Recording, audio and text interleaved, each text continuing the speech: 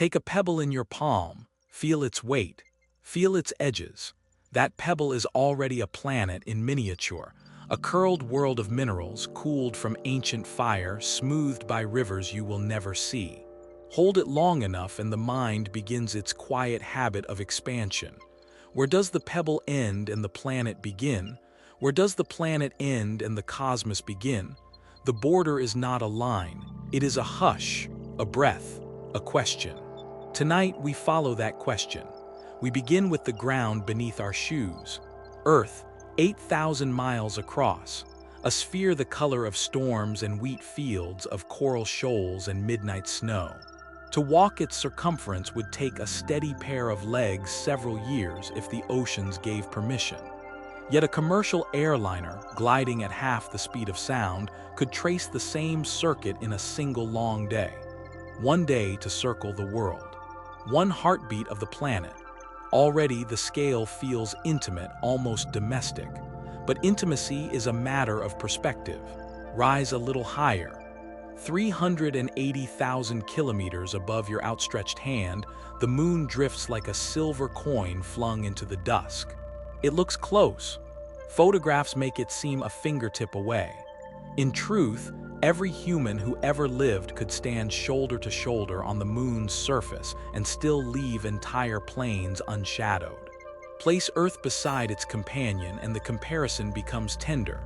The moon is a quarter the width of the world we know. A beach ball beside a basketball. Yet that modest companion stirs our oceans, tugs at the iron in our blood, and once every month folds Earth's night side into a quiet lullaby of borrowed light. Now widen the frame. 78 million kilometers deeper into the dark, Mars turns rust-red and patient. Earth is twice its diameter, 10 times its mass. If our planet were an evening dinner plate, Mars would be the saucer that once cradled your teacup. Set them side by side and gravity itself seems partial. Step from Earth to Mars and your body suddenly weighs a third less, as though the soul itself had been granted a lighter burden. Still, the two worlds are siblings in exile, born from the same stellar litter of dust and ice. One bloomed blue, the other froze dry. Between them lies a gulf so wide that light, racing at 300,000 kilometers each second, needs 4 minutes to leap the gap.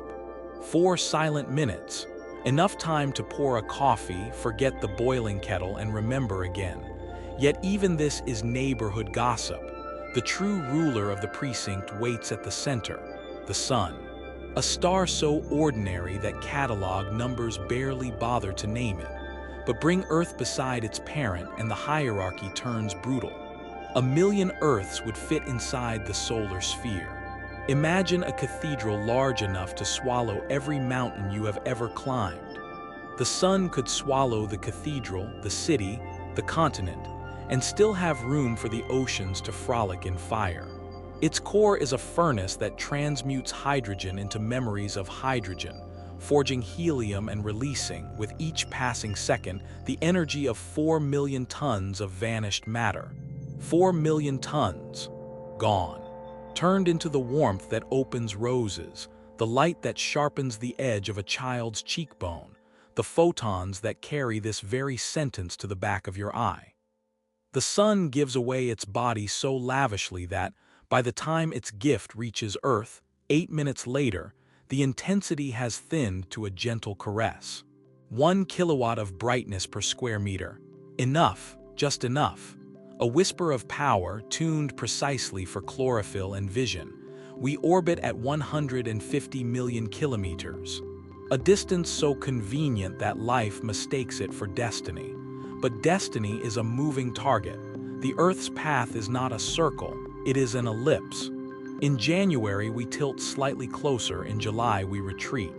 The difference, 5 million kilometers, means nothing to the planet, yet everything to the seasons that sculpt our myths.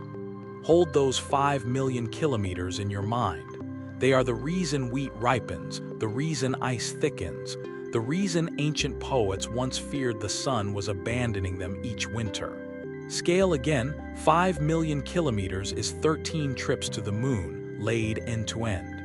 A distance you could never walk, but one that the Earth glides through without comment, the way a sleeper shifts beneath a blanket. Now leave the Earth-Sun line. Travel outward past the frost-crusted rings of Saturn, past the tilted sigh of Uranus, past Neptune's cobalt storms.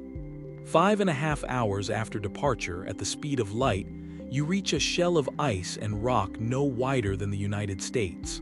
Pluto? From here, the sun is no longer a disk. It is a star, brilliant, yes, but small enough to hide behind the head of a pin held at arm's length. The illumination is cold, surgical, romantic. Daylight here feels like memory. And yet you have not even left the driveway of the solar system. The boundary is not Pluto. The boundary is the Oort cloud, a sphere of comets so vast that its radius is measured not in millions of kilometers, but in light years. A single light year is 63,000 times the Earth-Sun distance. To cross it, you would need to lay every human who ever lived head to toe, repeat the column a billion-fold, and still have room for uncertainty. Out there, a single comet may take millions of years to fall inward and brush the sun. During that passage, mountains rise and crumble on Earth, empires forget their own alphabets, and the comet, unaware, continues its slow pendulum through darkness. The solar system, then, is not a tidy family portrait. It is a cathedral of echoes ringing with ice. Pause, let the numbers drain away. Return to the pebble you held at the beginning, feel it again. That pebble contains atoms forged in stars that died before the sun ignited. It carries the echo of supernovae, the hush of neutron star collisions, the patient alchemy that turns hydrogen into heartbreak and wonder. So does the palm that holds it. So does the eye that watches the night. Scale is not a ladder we climb away from meaning, it is a spiral we descend into it. Every order of magnitude is a veil lifted, not a truth revealed. The smaller we realize we are, the larger the universe becomes inside us. What then is Earth? A mote suspended in a sunbeam, yes, but also the only platform from which that sunbeam can be named. A sphere so small that a beam of light could circle it in a seventh of a heartbeat. Yet on that sphere, hearts beat for decades, asking why. The question itself is a form of gravity, pulling the cosmos into the shape of a living world. We began with a pebble. We end with a planet that is still, in every essential way, that same pebble, a locus where matter pauses long enough to become memory. Memory of oceans. Memory of skies. Memory of the long, slow climb from magma to metronome, from lava lamp to symphony. The next chapter waits beyond the heliopause, where the sun's breath falters and the stars begin their own grammar. But for now, stay here. Feel the pebble. Feel the planet. Feel the hush between them. Somewhere in that hush, the universe is still deciding how small it needs to become before it can finally be seen. From the surface of Earth, the sun appears as a disk of light no wider than the moon. Our language still calls it sunrise and sunset, as though it were a lantern crossing our sky, rather than a star pinning 8 worlds to its gravity. To feel the true scale of the solar system, we must leave that familiar horizon behind and allow the numbers to dissolve into something the body can sense. Begin with Earth itself. Stand on an open shore, watch a ship descend, hull before mast, and you have already felt the curve of a planet 10,000 kilometers across. Now picture every mountain, city, forest, and trench gathered into a sphere that would fit inside the United States from coast to coast. Hold that image gently. It is about to become a grain of sand on a much wider beach. Jupiter, largest of our planetary kin, could swallow more than 1,300 Earths.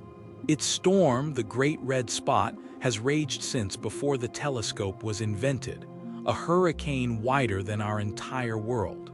Yet even Jupiter is modest beside the sun. 1,000,000 Earths would fit inside that glowing globe and still leave room for the moons, the rings, and all the wandering comets. If the sun were the height of a door, Earth would be the period at the end of this sentence. Between these bodies stretches space so generous that distance itself becomes a form of architecture. Earth orbits 150 million kilometers from the Sun, a span we have compressed into the single word astronomical unit. On human legs, the journey would take 40,000 years of walking without pause. A commercial jet would need 20 years, wings slicing through vacuum. Light itself, fastest envoy we know, requires 8 minutes and 20 seconds to cross the gap, time enough to boil a kettle, send a message, or breathe twice. Beyond Earth, the spacing widens like ripples on a pond. Mars, the red outsider, lies half again farther from the Sun than we do. Jupiter orbits 5 times our distance, Saturn 10, Uranus 20, Neptune 30. At the speed of a racing car on a German Autobahn, you would drive for a century and still not reach the gate of Neptune's cold dominion. Yet even this is only the front porch of the solar system, for the Sun's influence does not end where planets cease. A ghostly wind of charged particles, the solar wind, streams outward in every direction, brushing back the interstellar gases that drift between stars. Where the pressure of that wind balances the pressure of the galaxy, there forms a boundary called the heliopause, a bubble within bubbles. At this distance, the Sun has shrunk to a brilliant point, brighter than any star in Earth's sky, yet casting no warmth on the back of a spacecraft. Voyager 1, traveling since 1977, crossed this frontier in 2012, moving at 17 kilometers per second.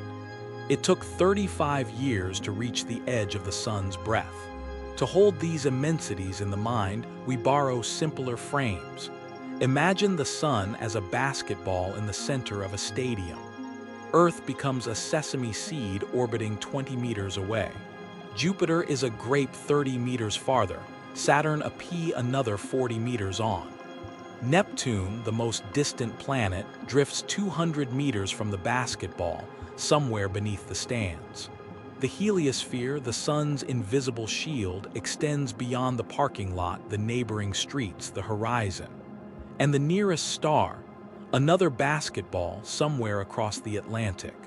Yet even this analogy collapses under its own ambition, because space is not flat ground but depth, a three-dimensional ocean in which worlds bob like lanterns. Between the planets lies so much emptiness that matter itself becomes a rumor. A comet nucleus, a few kilometers wide, may release a tail 100 million kilometers long, yet its total mass would fit into a suitcase. The asteroids, mythic rubble of a failed planet, could be gathered into a body smaller than the Moon. The solar system is, in large part, a choreography of absence, with planets as punctuation marks in a sentence mostly blank. Standing on this thin raft of stone and water, we measure ourselves against these absences. The mind strains, then invents stories. Gods pulling chariots across the sky, crystalline spheres ringing with celestial music, turtles stacked to hold up the world. Slowly, patiently, instruments replace the stories. A prism splits sunlight into lines that reveal the chemistry of a star. A pendulum counts the seconds and proves that Earth spins. A spacecraft's radio whisper travels the void and returns with news of another world's magnetic tail. Knowledge grows like frost, crystal by crystal, until the old stories become poetry rather than explanation. Still, mystery remains stitched into the fabric. We do not fully understand why the corona, the Sun's outer atmosphere, burns hotter than its surface. We do not know whether a distant planet 9 circles in the dark, shaping the orbits of icy shards. We cannot predict when the next interstellar visitor will streak through our domain, its surface painted by the radiation of another sun. The solar system is not a solved problem but a living manuscript, with margins wide enough for new characters to appear. And so, when we speak of Earth as small, we are not diminishing it. Smallness is the condition that allows complexity. A planet too massive clutches hydrogen and helium, becoming a small star itself, its gravity crushing any possibility of mountains, oceans, or life. A planet too small cannot hold air or water, and its story ends in silence. Earth occupies a narrow band of mass and distance where chemistry can complicate itself into cells, where continents can wander, where minds can look up and notice. The very scale that humbles also protects. The same emptiness that isolates us also shields us. Jupiter's gravity redirects comets that might otherwise shatter our crust. The heliosphere deflects cosmic rays that would shred the delicate ladders of DNA. Distance itself becomes a guardian, spreading the planet so widely that no collision of civilizations disturbs the slow experiment of life. As we stand beneath the night sky, feeling the tug of these invisible architectures, a quiet invitation arises. To recognize smallness is not to surrender significance, but to understand that significance is something we create, like music played on an instrument of modest size. The solar system is not a kingdom built for our glory. It is a vast workshop of gravity and time, and we are a brief, bright spark learning to read the plans. Tomorrow, we will step beyond the heliosphere, beyond the sun's last sigh, into the ocean between stars. Out there, the word distance will lose even the fragile meaning we have given it, and we will need new metaphors, new patience, new humility. But tonight, let us linger here, inside the bubble of light and wind that has cradled every story we have ever told. Let the planets continue their silent waltz above the horizon, and let the Earth turn once more under our feet, carrying us into the next question.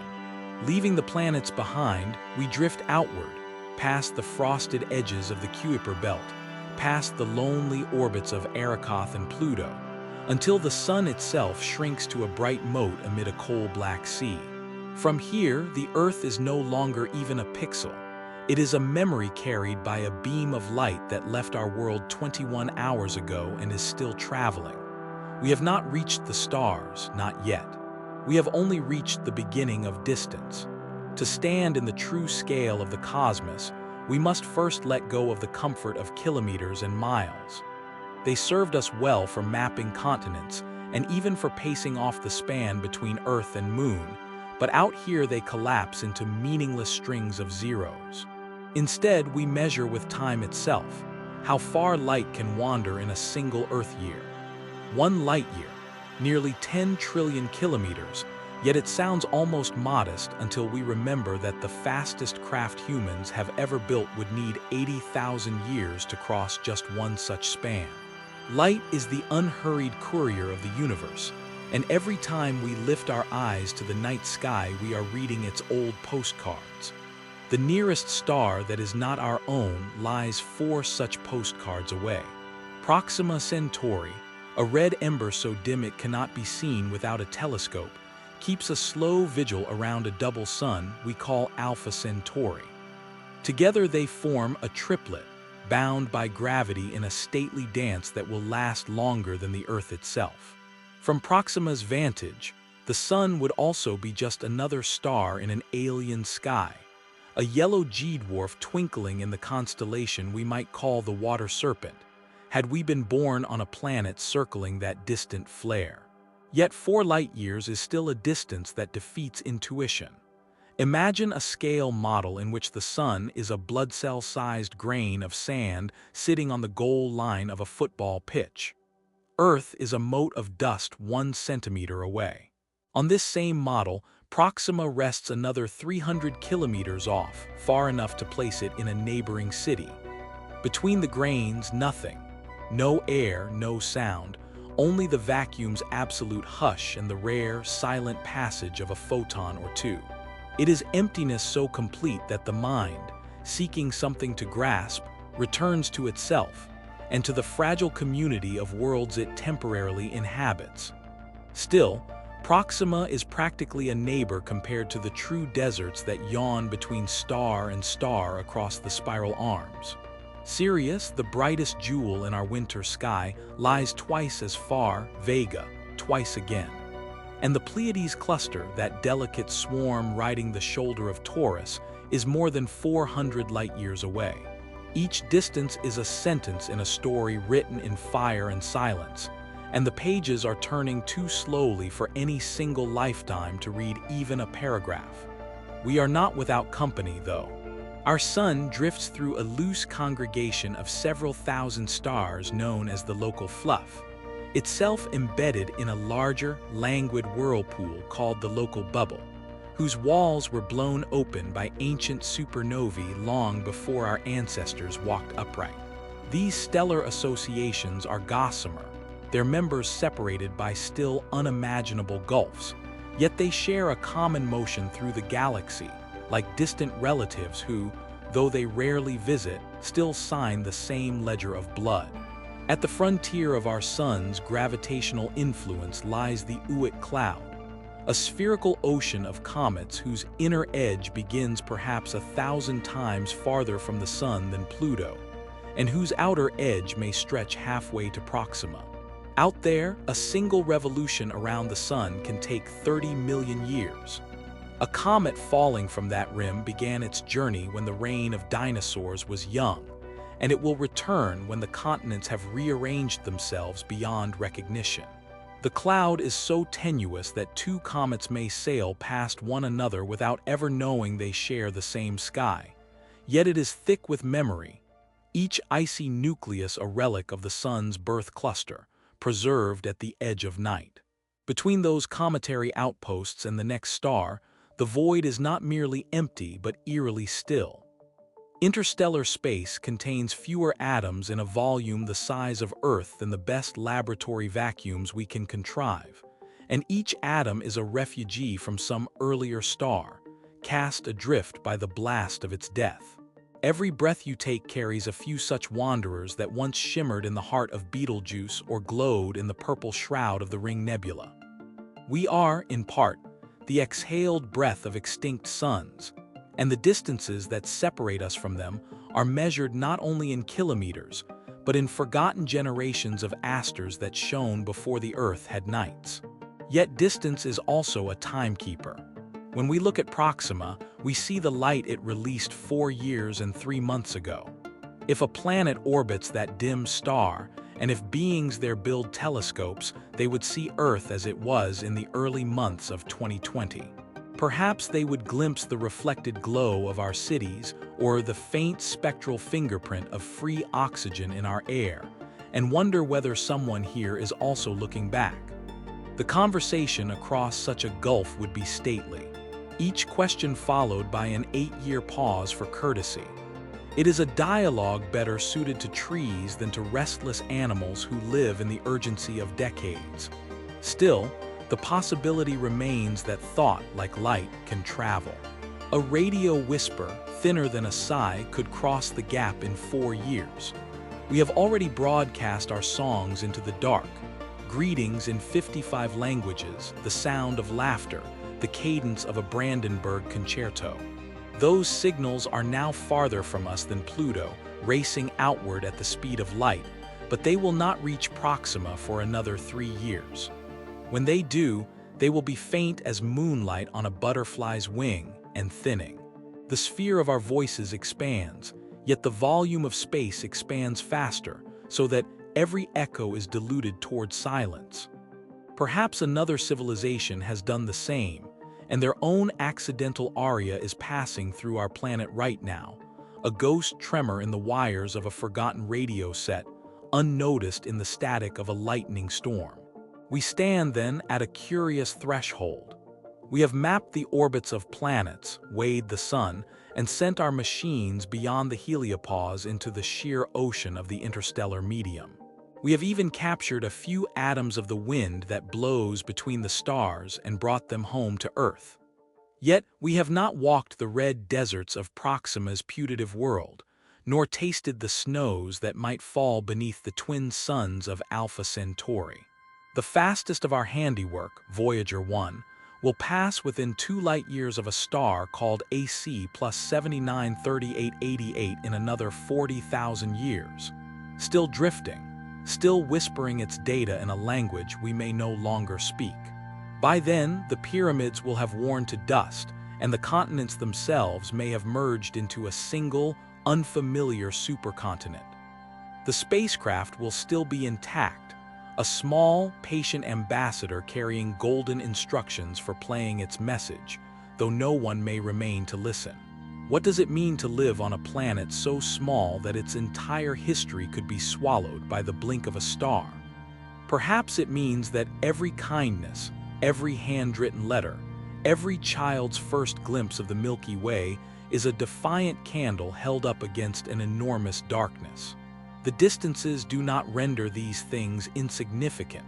They render them precious, because they are the only lights we are sure will answer us back. The universe may be vast, but it is not empty of meaning so long as somewhere, on a blue world circling an ordinary star, someone pauses to wonder. And so we hover at the edge of the sun's domain, looking outward.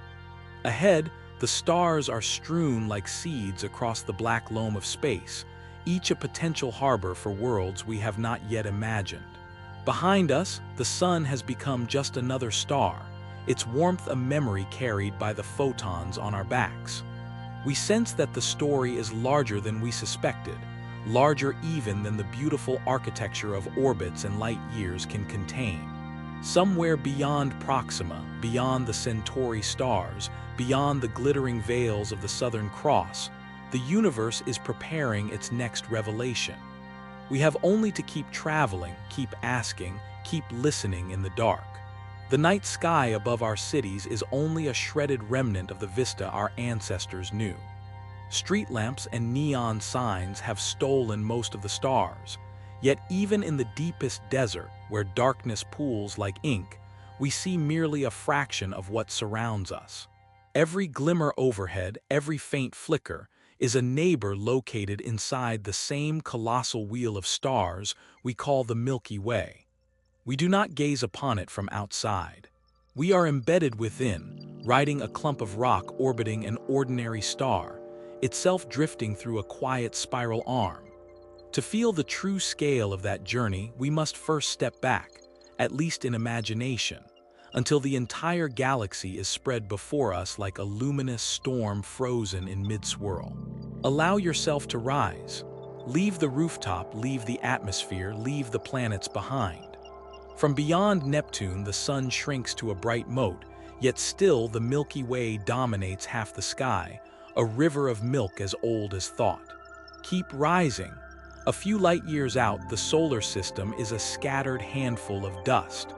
A few hundred, and the sun itself becomes one speck among billions. From here, the galaxy no longer resembles a river. It curves like a pale scimitar flung across black velvet, its edges thinning until they dissolve into the emptiness between galaxies. Hold that view. 100,000 light years from tip to tip, it turns once every quarter billion years, a tempo so stately that the mountains we call eternal are mayflies by comparison. Within that slow wheel, Earth rides at 2/3 of the way from the center, circling a star that makes a small, polite arc through the Orion Cygnus arm. To grasp what such distance means, borrow a city you know. Picture yourself standing at night in the heart of London, Tokyo, or New York. Place a marble on the ground, that is our sun. Walk 10 paces, you have reached the orbit of Earth. Walk another 500 paces. Neptune glides past your shoes. Now keep walking until dawn, until weeks have passed, until your shoes have worn away, until the city is a memory and the ocean rolls over the horizon.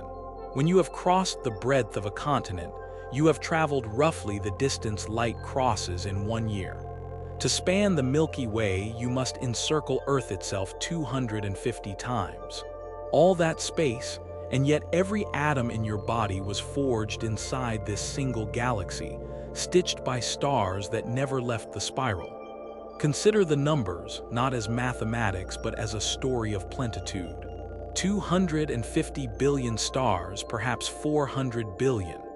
No one has counted them all. We estimate, we weigh their collective light, we argue politely over uncertainties large enough to hide whole civilizations.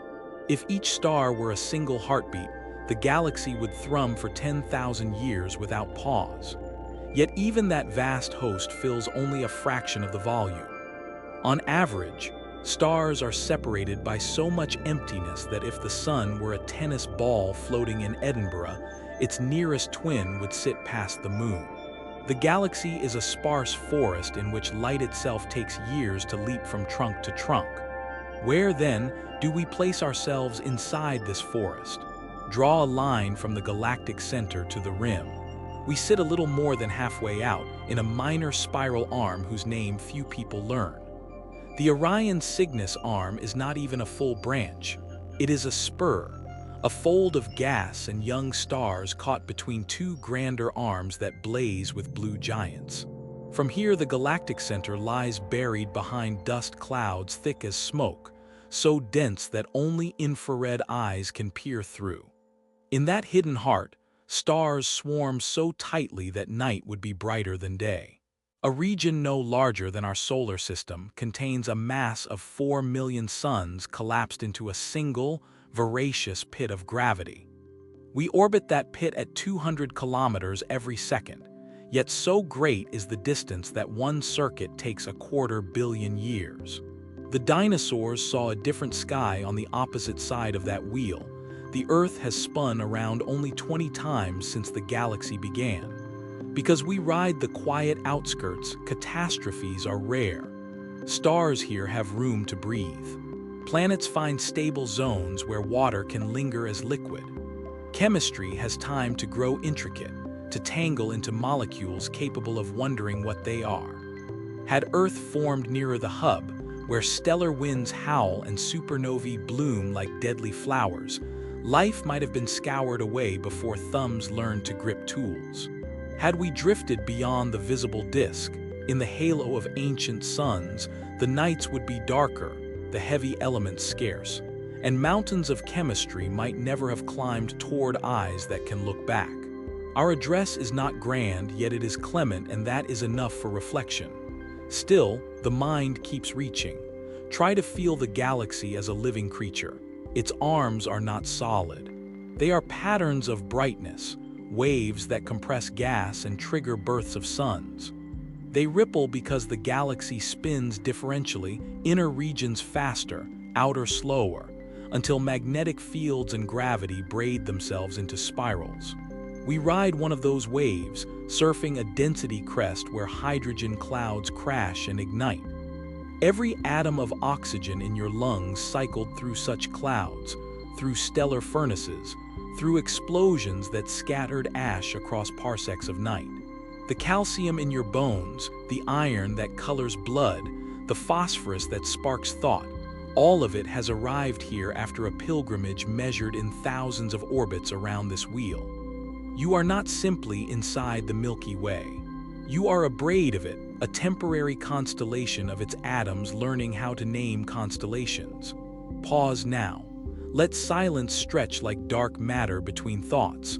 Listen to the hush that follows the word billion. In that hush you may sense something older than awe. The galaxy does not know we exist. It does not know itself unless awareness flickers briefly on a million moist worlds.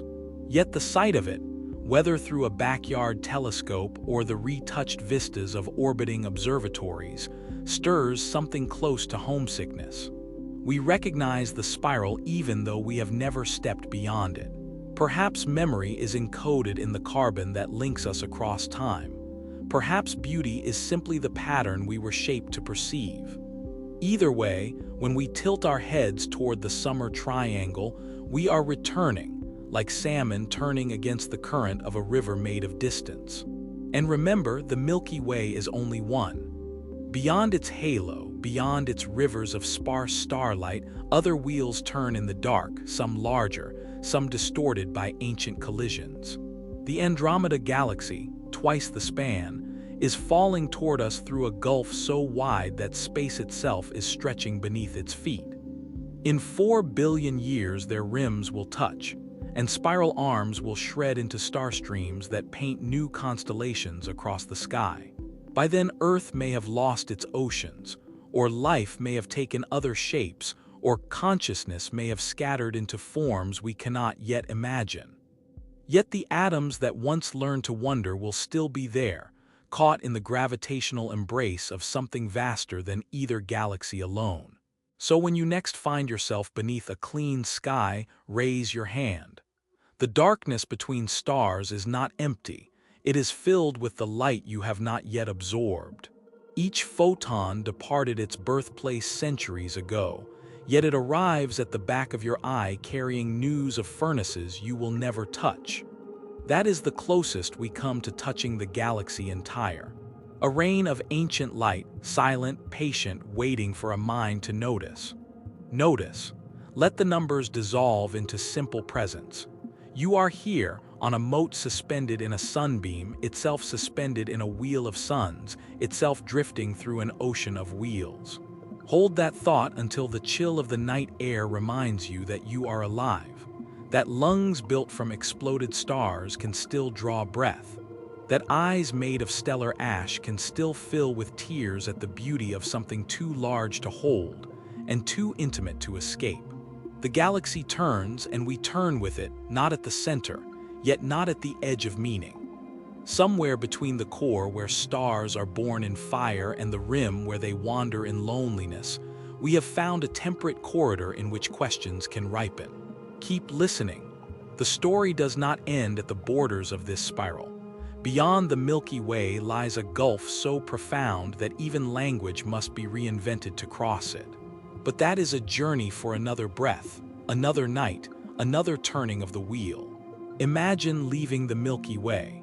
Not in the hurried leap of science fiction, but in a slow, steady retreat, until the star clouds that once looked like scattered sugar on black marble gather into a single glowing whorl. From that imagined balcony, suspended far beyond the reach of any sun, the sky is no longer a nighttime blanket overhead. It is an ocean of islands, each island a galaxy, each galaxy a billion sparks of suns, and every spark a possible world.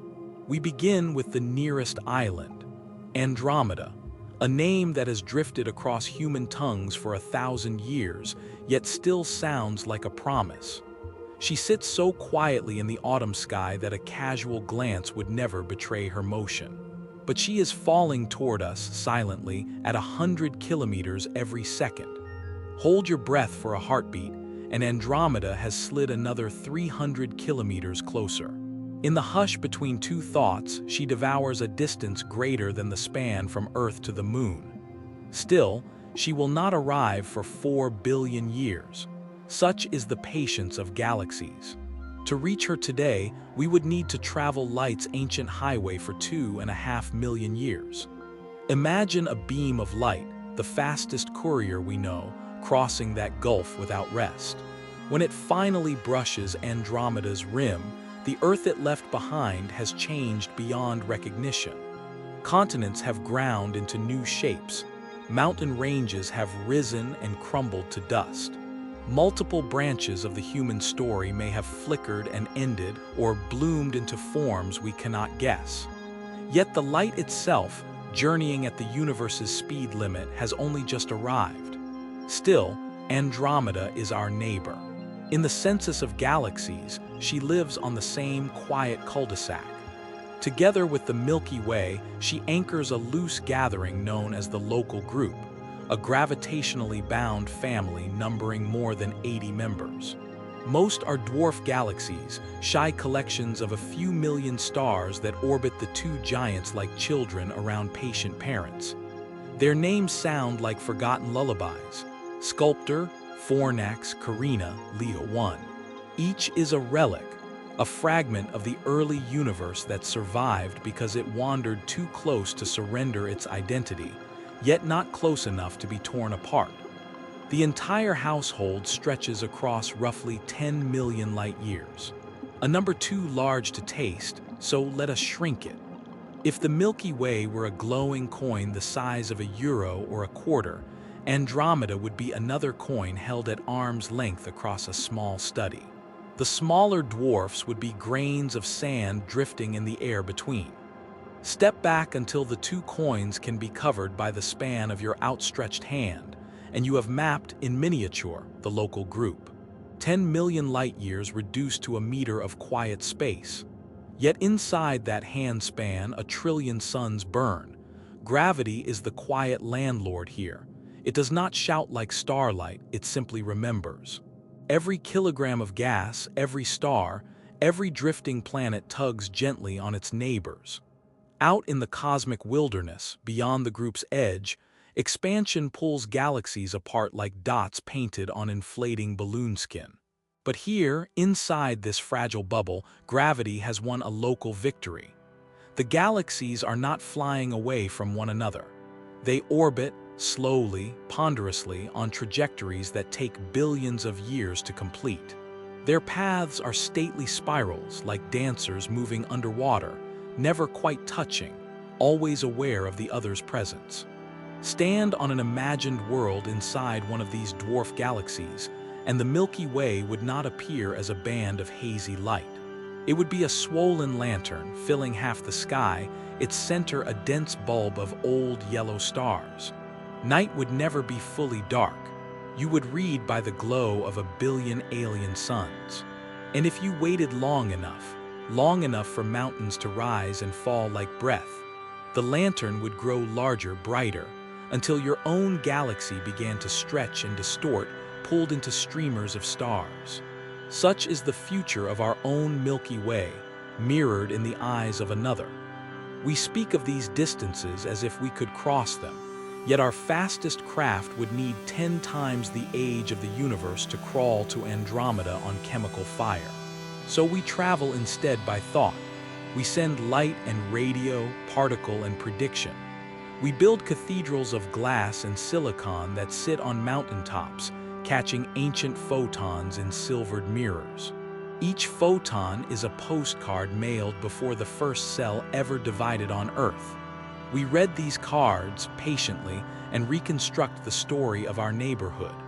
But the local group is only one neighborhood in a vast city. Beyond its rim, other groups gather. The Virgo cluster, the Fornax cluster, the Coma cluster, each containing hundreds or thousands of galaxies swarming like fireflies.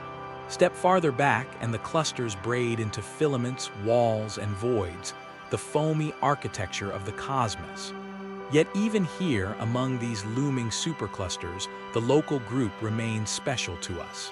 It is the only region of the universe we might ever hope to know personally. Everything outside is sliding away, carried by expansion faster than any engine we could build. In 100 billion years, the last distant beacon will have disappeared beyond our horizon, and future astronomers, should any arise, will gaze into an emptier sky, convinced their small island is all that exists. We, alive today, are privileged witnesses to a crowded heavens that will one day seem deserted. So let us look again, while we still can, at Andromeda. She is larger than the Milky Way, a spiral of perhaps 1 trillion stars, her arms loosened by time, her core glowing with the amber light of old suns. When she and our galaxy meet, stars will not collide, space between them is too wide. But gas clouds will slam together, igniting new rounds of birth. The two spirals will braid, reshape, finally settle into a single elliptical galaxy, a smooth, glowing football of stars. Earth's sun will be entering its red giant phase by then, the oceans of our planet long since boiled away. Perhaps some descendant probe, memory carved in diamond, will watch the merger from a cold outer moon, recording the slow waltz for no human eyes. Until then, we share the local group like a hearth. Its gravity binds us into one story, beginning with the primordial dark, passing through the first fragile galaxies, arriving at this moment when a species looks up and asks, "Who else lives in our town?" We do not know. The silence of the galaxies is absolute. Radio dishes sweep the sky and hear only the quiet hiss of ancient fire. Planets may circle suns in Andromeda's arms, and on them minds may wonder about us, counting our Milky Way as their evening star. But the gulf is unbridgeable by word or footstep. We can only wave across the centuries, sending light that will arrive when our civilizations are dust. And yet the silence itself is a kind of answer. It tells us that neighborhoods, even cosmic ones, are defined less by what is said than by what is shared. We share gravity. We share the same birth cloud of hydrogen, the same ancient explosions of massive stars that seeded carbon and oxygen into space.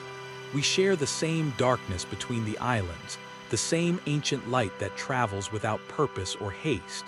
In that sharing, we are not alone. So when you next see Andromeda as a faint smudge in the autumn sky, remember that you are looking out the window of a small, warm room in a vast, quiet house. The walls are made of distance and time. The lights are low, but they are on. And somewhere in the hush between heartbeats, another window glows across the dark, its inhabitant perhaps also staring outward, wondering who else walks the corridors of night. Imagine you could rise above the night side of Earth, climb beyond the moon, beyond the planets, beyond the scattered archipelago of galaxies we have already visited, and keep ascending until the entire luminous swarm shrank to a single layer of frost on a dark window pane. From that height, the universe no longer looks like a sea of stars. It looks like a web spun on a cosmic loom, threads of light strung across an ocean of night. This is the realm of superclusters and voids, the final shore before maps themselves dissolve into smooth, featureless distance. Begin with something small enough to hold in the mind. The Milky Way, a spiral of 300 billion suns so wide that a signal racing at the speed of light would need 100,000 years to cross from rim to rim. It seems impossibly vast, yet it is only one province in a greater empire. Our galaxy drifts within a court of attendance.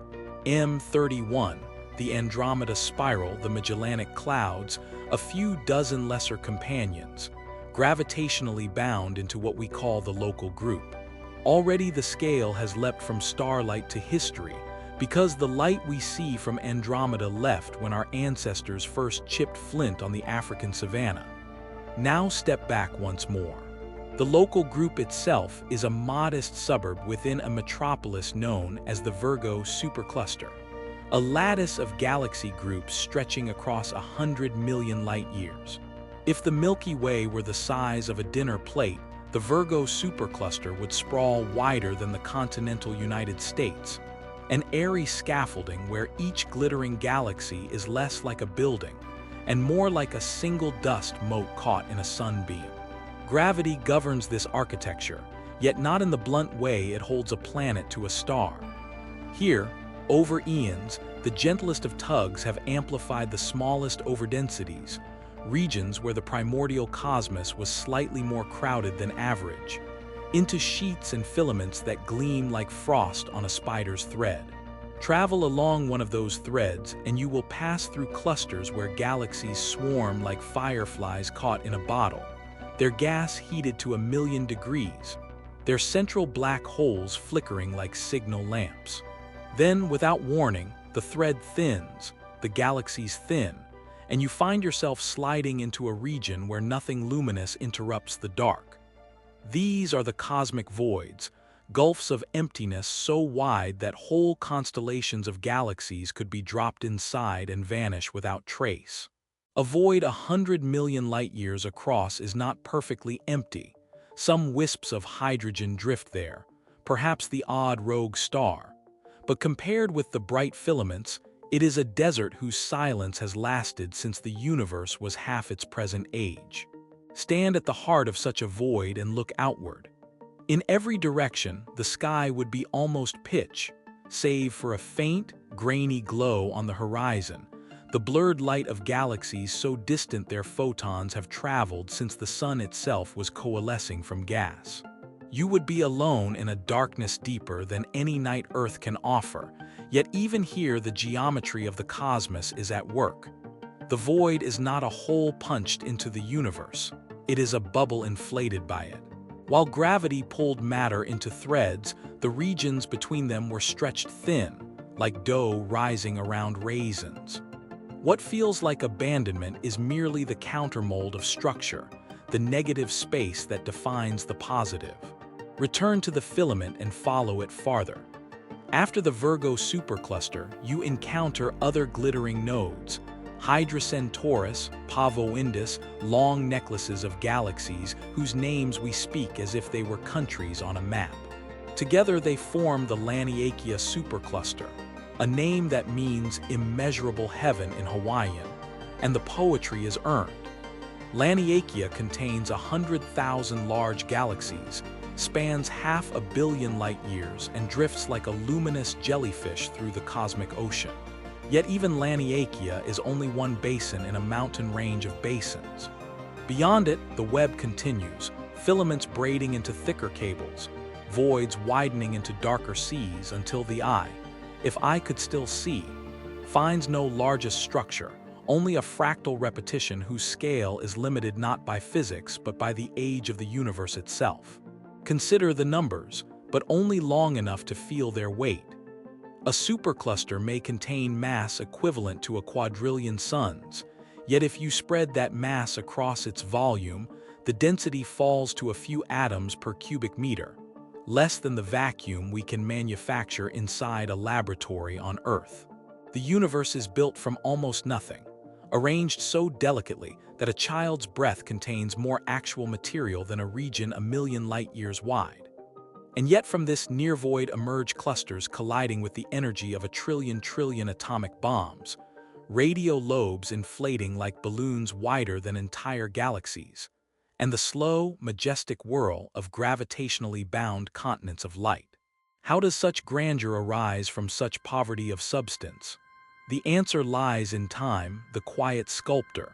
A 13 billion-year span allows the weakest force, gravity, to accumulate victories that stronger forces cannot. Electromagnetism flares and dies in nanoseconds. Nuclear fire burns itself out in millions of years. But gravity gathers inch by inch until even emptiness becomes a tool. Give gravity a 1% excess of matter in one region, and it will amplify that ripple into a ridge of galaxies. Give it a 1% deficit nearby, and it will hollow out a void whose darkness will last longer than any star. The process is unhurried, indifferent, and utterly faithful to its initial conditions, like a tide that remembers every contour of the shore. Stand back again, farther still. From a vantage so remote that entire superclusters shrink to luminous motes, the cosmic web begins to resemble something hauntingly familiar. The network of neurons in a brain, the branching of lungs, the forked tributaries of river deltas seen from space. Biologists call this a fractal. Physicists call it large-scale structure. Poets might call it a signature. There is no evidence that the similarity is more than coincidence. Yet the echo persists, as if the universe were rehearsing a pattern it discovered early in its history and never saw reason to abandon.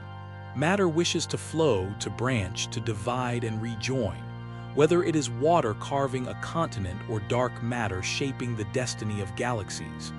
But maps, however vast, must end where knowledge thins into darkness. We have charted filaments and voids out to distances where the expansion of the cosmos itself carries galaxies away faster than their light can ever return. Beyond that horizon, the web continues, yet we will never trace its strands. Even within the observable, surprises remain. Some surveys find structures too large to fit neatly into our models. Giant rings of quasars, collimated jets spanning 30 million light-years, walls of galaxies that seem to curve beyond the limits allowed by cosmic uniformity. Perhaps our instruments are deceiving us, clustering random points into false constellations. Or perhaps the universe is still too young for its largest patterns to have fully declared themselves, like a tapestry whose design is only half woven. So we drift back down through Laniakea, through Virgo, through the local group, until the Milky Way fills the view once more, a soft river of light across the sky. From the inside, it feels like the whole of creation. From the outside, it is a single cell in a body whose extent we may never measure. And here, on a small rocky planet orbiting an ordinary star caught in that cell, consciousness awakens to find itself suspended between immensities. The immensity of the void below, the immensity of the web above. We are the universe's way of asking what it looks like when seen from within, a question that can only be answered by journeying outward until the question itself grows thin.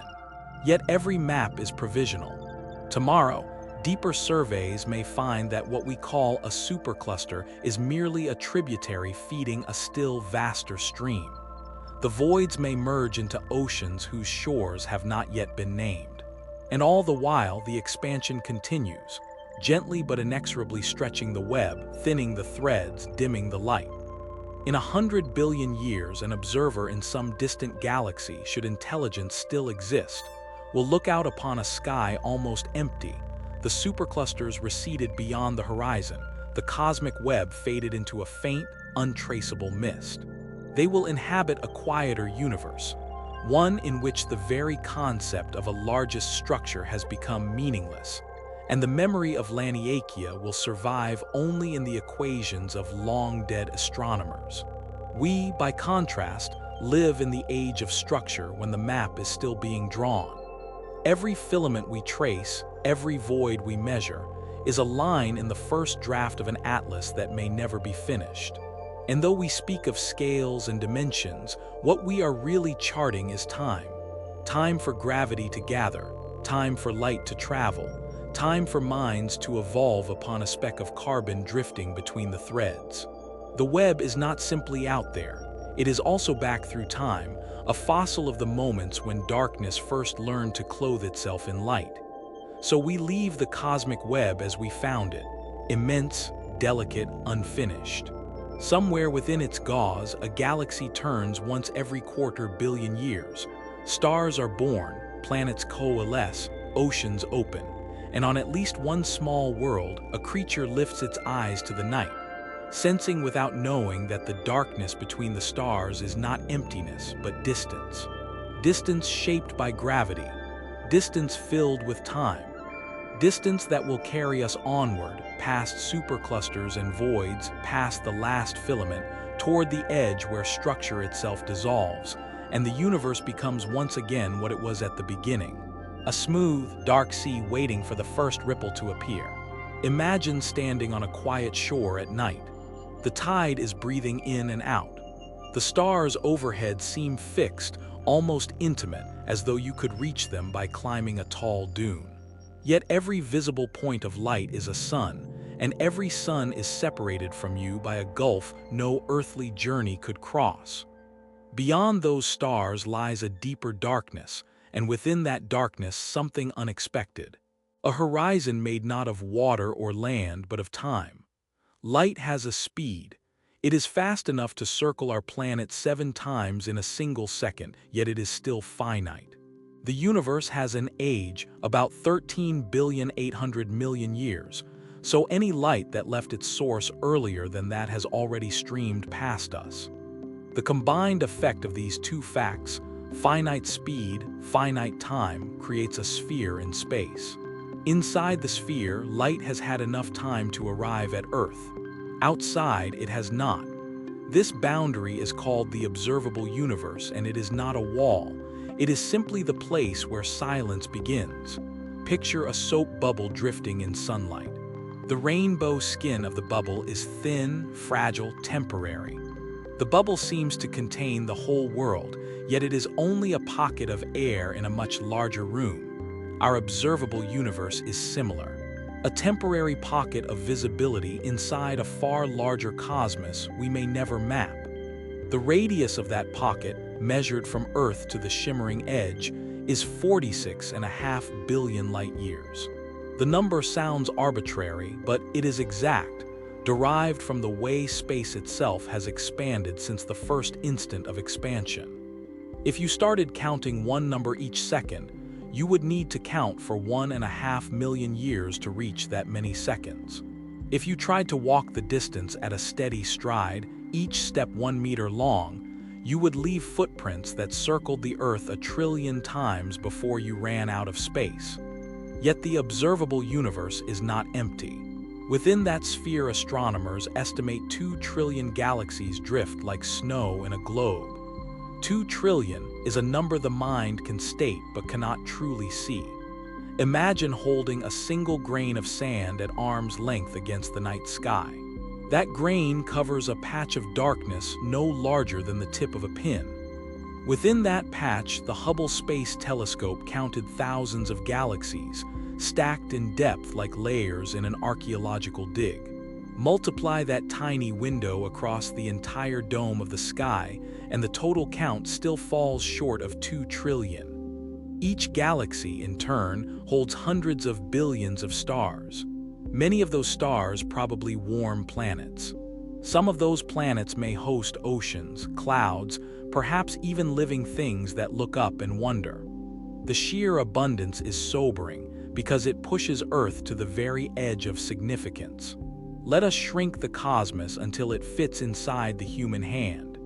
If the observable universe were reduced to the size of Earth itself, then Earth would shrink to a bacterium, a single cell clinging to a mote of dust. If the universe were a vast desert, Earth would be one grain among dunes stretching beyond every horizon. Yet that grain carries every laugh, every sorrow, every love letter ever written, every child who has ever asked why the sky is dark at night. The thought could be crushing, but it can also be strangely comforting. Size is not the same as worth. The edge of the observable universe is marked by a soft afterglow known as the cosmic microwave background. It is the oldest light any instrument will ever detect, released when the universe was only 380,000 years old, back when atoms were new and stars had not yet ignited. This light has traveled through expanding space for so long that its once fierce ultraviolet brilliance has cooled into a gentle radio whisper, colder than the deepest winter night. We detect it as a faint hiss in every direction, a lullaby sung by the infant cosmos. Because space continues to expand, the cosmic horizon is not stationary. With each passing second, more photons complete their long journey and arrive at Earth, so the sphere of the observable universe quietly grows. Yet the growth will not continue forever. Dark energy is accelerating expansion, pushing distant galaxies away faster than light can traverse the widening gulf. In the far future, observers on some lonely world will look out and see only emptiness. Their own galaxy, their own stars, and a surrounding void so deep that no memory of other islands of light will remain. Paradoxically, the larger the cosmos becomes, the less of it we will be able to see. Consider again the scale we occupy. Earth's diameter is 12,700 kilometers. Set that against the 46.5 billion light-years of visibility, and the ratio is 1 part in 10 to the power of 26.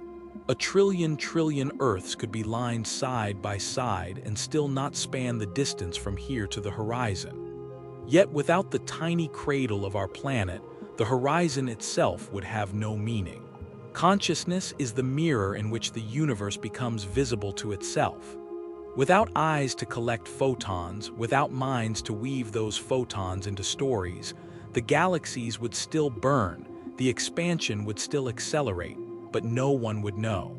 In that sense, the observable universe is not merely a sphere of light. It is a sphere of awareness. As we stand on this quiet shore, we find ourselves suspended between two infinities. The microscopic realm of quarks and electrons and the cosmic realm of clusters and voids. Both are real, both are part of the same fabric, yet neither can be experienced without the act of observation. The cosmic horizon reminds us that knowledge itself has limits. We can measure the temperature of the ancient sky, count galaxies, chart expansion rates, but we cannot step outside the bubble to view it from beyond. We cannot know what lies outside the observable because no information has reached us. The boundary is absolute, softer than silk yet harder than diamond. Still, questions gather at the edge. Is the universe truly infinite beyond what we see, Or does it fold back on itself like the surface of a vast balloon? Do other bubbles float in a wider sea, each with its own laws, its own history, its own lonely watchers standing on midnight shores? Science offers no firm answers, only expanding circles of probability. The humility is honest, and it invites continued exploration. Each new telescope is a wider lens, each new detector a sharper ear. Perhaps one day we will map the subtle ripples in the ancient light and discover that the sphere is slightly irregular, hinting at unseen realms beyond. Perhaps we will never know, and the horizon will remain a final shore. For now, we remain inside the bubble, walking on a world that is smaller than a dust mote on the cosmic scale, yet larger than galaxies in the eyes of those who love. The night sky is not a ceiling. It is an ocean whose surface we glimpse from the bottom of a boat. Above us, the waves of light move in slow, eternal rhythms, carrying news from the beginning of time. We ride those waves with our instruments and our stories, trying to understand how small we are and how rare it is to be small enough to wonder.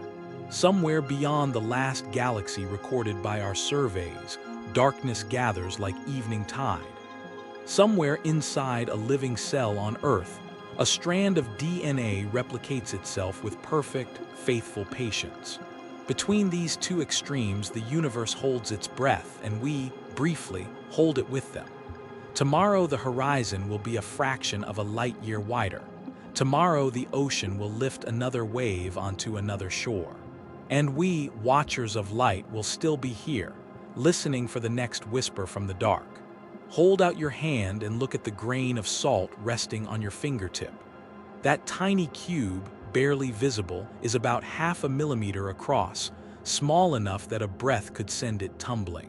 Now imagine shrinking yourself until that grain fills the sky like a vast white continent. Shrink again, until the ridges and valleys on its surface become mountain ranges, and the pores between its crystals become caverns the size of cities. Shrink once more, past the limits of the finest microscope, until the salt itself dissolves into a lattice of sodium and chlorine atoms, each one separated by wide, echoing gaps of emptiness. At this scale, a single atom feels as roomy as a cathedral. Inside that cathedral, the nucleus sits like a speck of dust on the altar, and the electrons circle in distant balconies, their voices lost in the hush of electric silence. Keep going past the electron clouds, past the glimmer of virtual particles, until you reach the proton at the core, an object so small that calling it tiny is itself a cosmic understatement. A proton measures just under 1 femtometer across. That is 1 million billion times smaller than the grain of salt you started with. To cross the same ratio in everyday space, you would have to walk from here to the edge of the observable universe, then turn around and walk back again and still have room to spare. Yet the universe is built from such absurd disparities. Every meter, every heartbeat, every mountain range is stitched together from these femtoscale threads, twisted into knots we call matter. The chair beneath you, the air in your lungs, the calcium in your bones, all are colonies of atoms, each atom a solar system of charge and vacuum. And the rules that govern the proton's interior, quantum chromodynamics, gluons, the strange ballet of quarks, are as alien to our daily experience as galaxy collisions are to an amoeba. Still, without those rules, the carbon that writes your thoughts could never have been forged, and the oxygen that feeds your cells would not exist. Let us travel the other direction. Return to the grain of salt on your fingertip and let it grow. Let it become a pebble, a stone, a boulder, until it is the size of the Earth. Now the planet itself is our yardstick, 8,000 miles across, yet on the cosmic ledger it is an unremarkable entry. Jupiter swallows more than 1,000 Earths in volume. The Sun swallows 1,000,000. Betelgeuse, a red star in Orion, could cradle the orbit of Mars within its glowing shell. Step back farther, and the Sun becomes one fleck in a spiral arm of the Milky Way. A galaxy so vast that light, racing at 300,000 kilometers each second, needs 100,000 years to cross from rim to rim. And the Milky Way is only one of perhaps 2 trillion galaxies visible within the cosmic horizon. Each galaxy itself, a congregation of hundreds of billions of stars, all drifting like pollen on a dark ocean. To speak these distances in meters is to drown in zeros. Astronomers prefer logarithms, counting not in steps of 10 but in steps of 10 billion. On such a scale, a human being shrinks to the Planck length, and the observable universe expands to the upper limit. Yet even a logarithmic map cannot quite soften the vertigo. There is something uniquely human about needing to feel the size of things in the gut, not just in the mind. So picture this. If the sun were shrunk to the width of a blood cell, the Milky Way would sprawl across the distance from London to Sydney. And if the entire galaxy were compacted to the size of a snow globe resting on a table, the nearest spiral neighbor, Andromeda, would sit an arm's length away, a second snow globe trembling on its own internal swirl. Between these extremes, the femtometer of the proton and the 100,000 light-year sweep of the galaxy, lies the entire spectrum of reality. A single human life occupies the narrow middle band of this spectrum, a band less than 12 orders of magnitude wide. Below us, the microworld spirals into ever tinier rooms: bacteria, viruses, ribosomes, molecules, atoms, nuclei, quarks. Above us, the macroworld climbs through continents, planets, stars, star clusters, galaxies, clusters of galaxies, filaments, voids. We stand on a ledge between two infinities, like a climber resting on a narrow shelf between abysses. Strangely, the laws that hold galaxies in their orbits also choreograph the dance of quarks. Gravity, feeble on the atomic stage, becomes sovereign across cosmic distances. Electromagnetism, which snaps your hair to a balloon, also ignites the sun by wrestling hydrogen into helium. The strong nuclear force, locked inside the proton's heart, is the same force that once forged every heavy atom in supernova fireballs light-years wide. Thus the universe repeats itself, echoing the same symmetries from the bottomless small to the endlessly large. Consider time as well as space. A femtosecond, 1 million billionth of a second, spans the brief life of an unstable particle. Yet the universe has lived for more than 400,000 trillion such femtoseconds. If every femtosecond were stretched to the length of a heartbeat, cosmic history would still outlast the age of mountains. Scale, then, is not merely spatial. It is temporal, and the two are braided together. Stars burn for billions of years because their fuel is governed by nuclear cross-sections measured in femtobarns, unimaginably tiny targets. The slow turning of galaxies is possible only because gravity whispers across emptiness with patient, unhurried grace. But there are limits to how far the ladder of scale can extend. Below the Planck length, distance itself loses meaning, spacetime froths into quantum foam. Above the cosmic horizon, light has not had time to reach us, and perhaps never will. So our picture of reality is framed by two curtains, one woven from the graininess of space, the other from the speed of light. Between them we build our maps, knowing that every map is provisional, every scale a snapshot, every measurement a question rather than an answer. Still, the exercise is not futile. To feel the size of the universe is to feel the size of oneself. When we understand that a galaxy is mostly emptiness, and an atom is mostly emptiness, we begin to sense that what we call solid is merely a harmony of fields, sustained by forces that do not care whether they bind a star or a thought. And in that recognition lies a quiet liberation. The same carbon that glows in a galaxy-spanning nebula also glows in the neural lattice that can choose to love, to wonder, to remember. Scale dissolves the boundary between the out there and the in here. We are not observers perched outside the cosmos. We are continuations of its fabric, brief gatherings of stardust that have learned how to look back at the stars.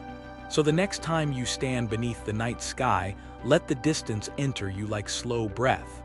Feel the span from proton to supercluster not as numbers but as a single, silent chord.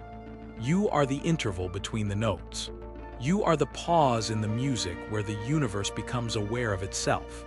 And though the chord will fade, the silence it leaves behind is already humming with the next beginning. Stand outside on any clear night and the sky feels like a dome pressed close above the rooftops. The moon looks the size of a silver coin held at arm's length. The stars seem no farther away than the hills on the horizon.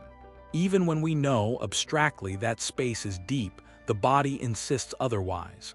The eye reports a cozy universe, a lantern hung just overhead there to serve us. This conviction is ancient and it is persuasive. For most of history, every culture pictured itself nested at the center of a small, orderly sphere. Babylonian priests placed Earth inside nested crystal shells. Norse sailors saw the world as a platter in the arms of a world-encircling serpent.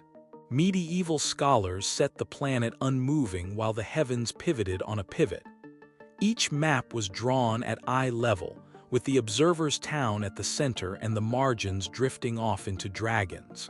Distance in these drawings was not a measurement but a story. The farther you traveled, the stranger the tale. Only when better instruments widened the frame did the story begin to unravel. Yet even now, when photographs show a Saturn scene from behind or a galaxy stitched from long radio whispers, the mind snaps back to the local. A child traces the outline of Africa on a classroom globe and swears it is enormous. An adult scrolls a digital map from Paris to Tokyo and feels exhausted by the distance. Both are correct and both are deluded. The map is 2 feet wide, the planet is 8,000 miles across. The galaxy is 100,000 light-years. The observable universe is 93 billion. Each step of scale is a new language, and the tongue of the previous step is useless. Psychologists call this size constancy. The brain rescales the world so that a door still looks like a door whether it is 2 meters away or 20. It is a kindness that lets us catch a ball or cross a street. But the same reflex betrays us when we try to imagine the orbit of Neptune. We can conjure the memory of a beach, the warmth of sunlit sand, the smell of salt, but we cannot conjure the 4 billion kilometers that separate us from that cold blue world.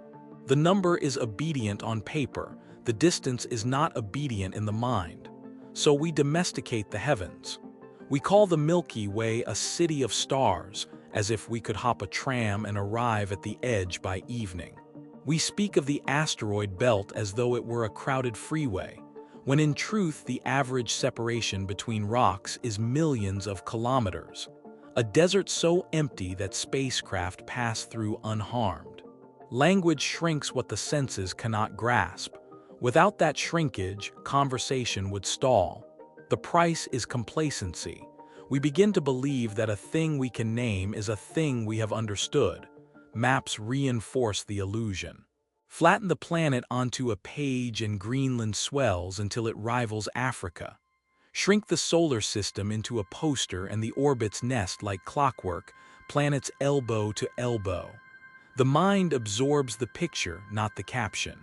Years later, memory retrieves the image, not the warning that it is wildly out of scale. Even the most accurate orrery, a gleaming brass set of gears, must spin Jupiter a hand-width from the sun. To be truthful to distance, Jupiter would have to stroll the width of a football field, Saturn 2 fields farther, Neptune 10. A museum would need a city to display honesty.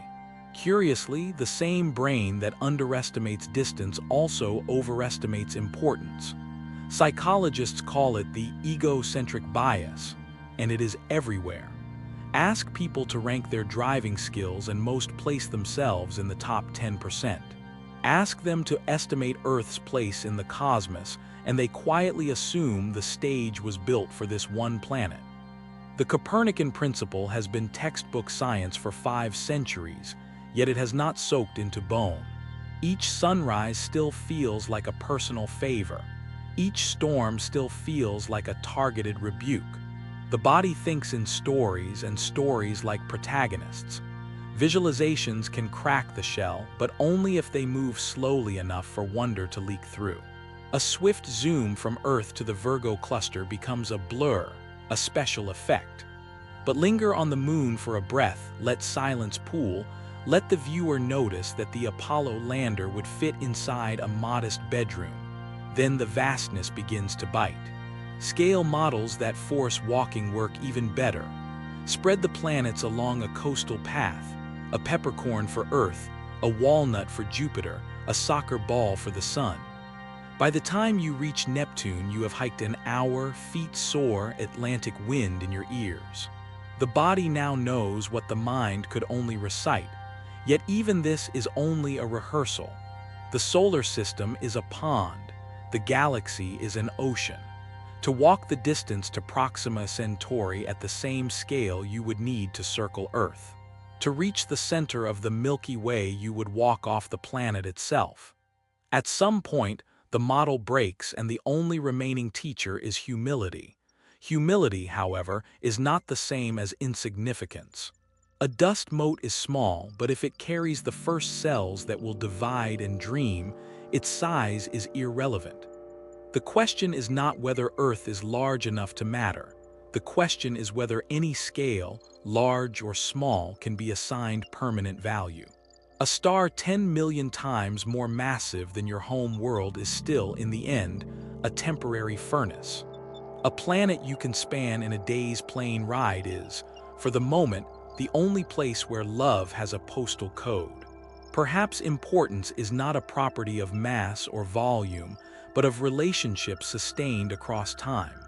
Still, the illusion persists because it is useful. A brain that paused every dawn to recalculate cosmic distances would forget to plant crops. A mind that weighed every star equally would never finish harvesting wheat. Evolution handed us a spotlight, not a telescope. Survival depends on foreground detail, the snake in the grass, the child at the river's edge. We are, by design, nearsighted. But the same species that invented agriculture also invented spectroscopy. We can be forgiven our parochial beginnings when we see where they have led. To observatories on Andean peaks, to spacecraft coasting beyond the heliopause, to equations that predict an unseen planet and find it gleaming where it should be. The cosmos whispers, and after centuries of leaning closer, we answer. The task now is to hold 2 thoughts at once. Earth is vanishingly small. Earth is the only refuge we know. Neither truth cancels the other. Live inside that tension and the old maps lose their tyranny. Greenland shrinks, Africa spreads, the Pacific becomes an ocean again. The night sky stops being a ceiling and becomes an invitation. Perhaps the final illusion is the belief that scale is a ladder we must climb or descend. Better to imagine it as a tide. Sometimes it pulls outward and we feel ourselves thinning like moonlight on water. Sometimes it gathers inward and a single grief or joy fills the entire sky. Neither motion is permanent. Both are true to the moment. So the next time you step outside and the moon looks no larger than your thumb, let the mismeasure stand. Feel the ancient comfort of a universe that seems made for your heartbeat.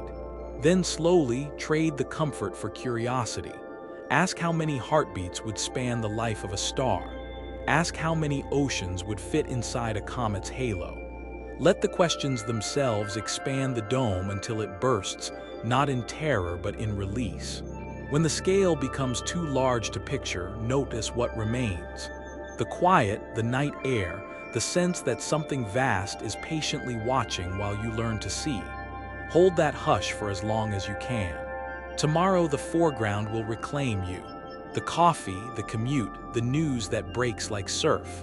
But something of the hush will linger, a gravitational memory, bending the small routines toward a wider arc.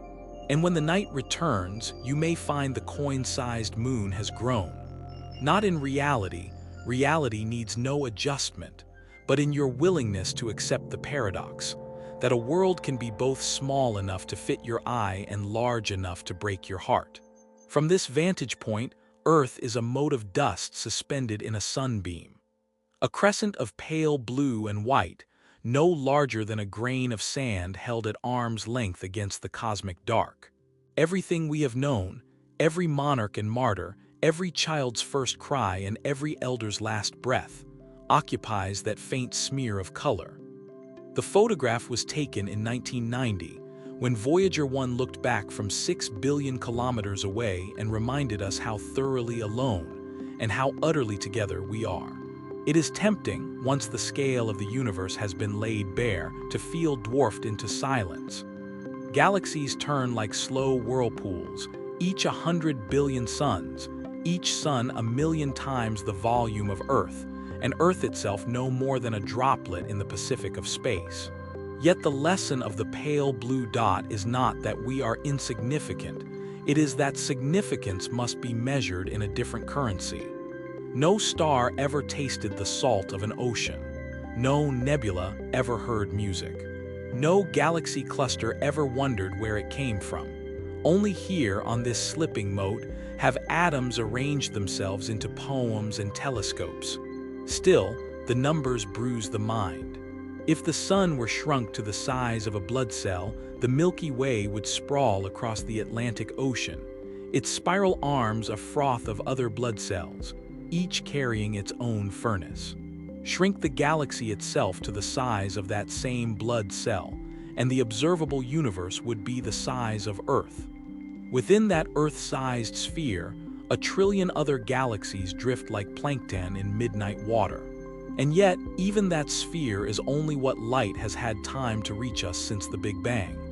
Beyond it, space may curve into vaster darkness, forever hidden from observation, perhaps infinite. Infinity is not a very large number. It is the absence of edges, a silence that never quite ends. Against such immensity, stewardship of our world might seem futile, like polishing a single atom on the summit of Everest. But consider the alternative. If Earth is rare, if planets that cradle liquid water, protective magnetospheres, and stable climates over billions of years are scattered as sparsely as orchids in Antarctica, then this grain of blue is not negligible. It is precious beyond accounting. We have not yet found another cradle. Until we do, every forest we fell, every reef we bleach, every language we let fade into silence is a page torn from the only copy of a book whose ending we have not yet read.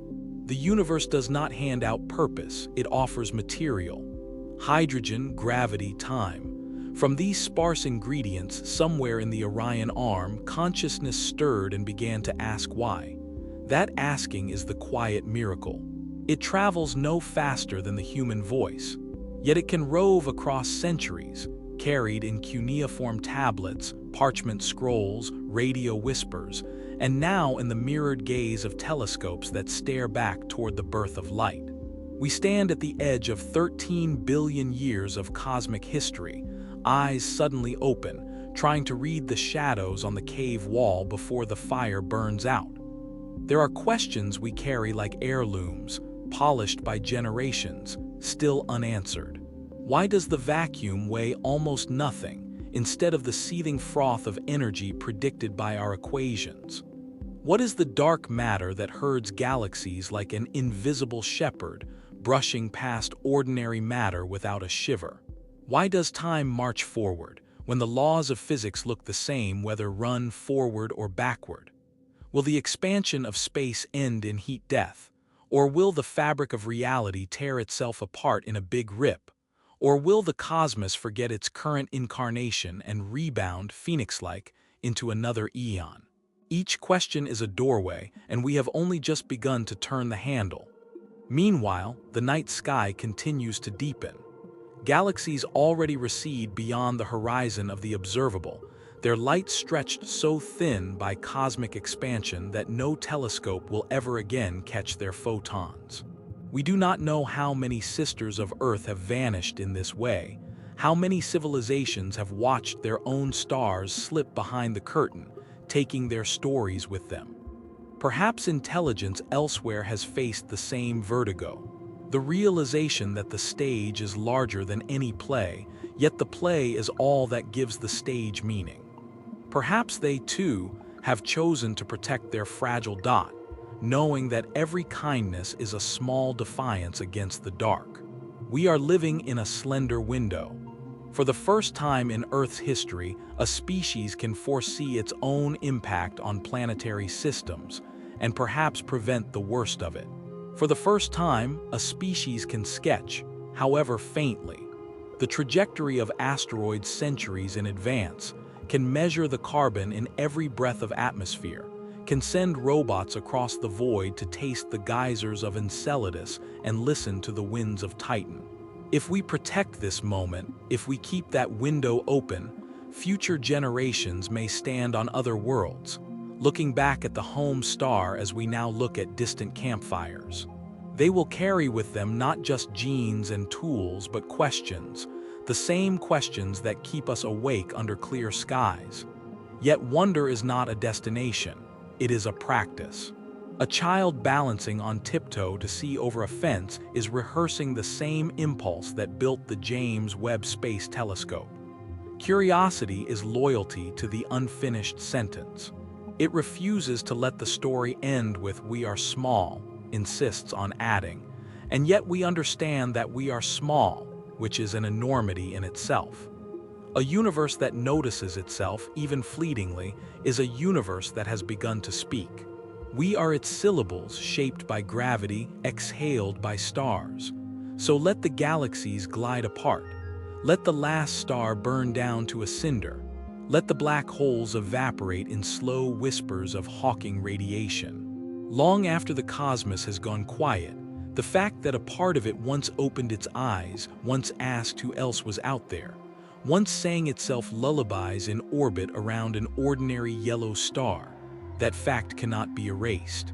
It becomes a thread in the fabric of reality, a ripple that never quite flattens back to zero. Meaning, like light, travels at its own speed, and sometimes it travels farther than the thing that emitted it. Look again at the pale blue dot. The image is grainy, the edges fuzzy, but it is enough. It tells us that distance is not the same as exile. We are not expelled to the periphery, we are invited to the horizon. The universe has done something extraordinary. It has made a place where hydrogen can contemplate itself, where stardust can write symphonies and build hospitals. Whatever else we may be, mortal, anxious, prone to error, we are also the vanguard of 14 billion years of matter learning to think. That is a small thing measured in meters. That is an immeasurable thing measured in possibility. Keep exploring. Not because the answers will make us larger than the cosmos, but because each answer reveals new contours of the mystery. Not because we will conquer the dark, but because the dark is not empty. It is alive with questions waiting for form. Step outside on the next clear night. Let your eyes adjust until the sky no longer looks like a dome, but like an ocean you are submerged within. Feel the hush between the stars, the way it makes room for your heartbeat. That rhythm is part of the cosmic pulse now, a drum inherited from supernovae and carried forward on the quiet breath of night. Somewhere in a future we will not live to see, a traveler may stand on the icy shore of a rogue planet drifting between stars. She will look up at a sky without constellations, and she will know that once, on a world soaked in sunlight, a species chose curiosity over despair, preservation over conquest. She will open her hand and release a paper boat of light, perhaps only a memory, onto the dark ocean.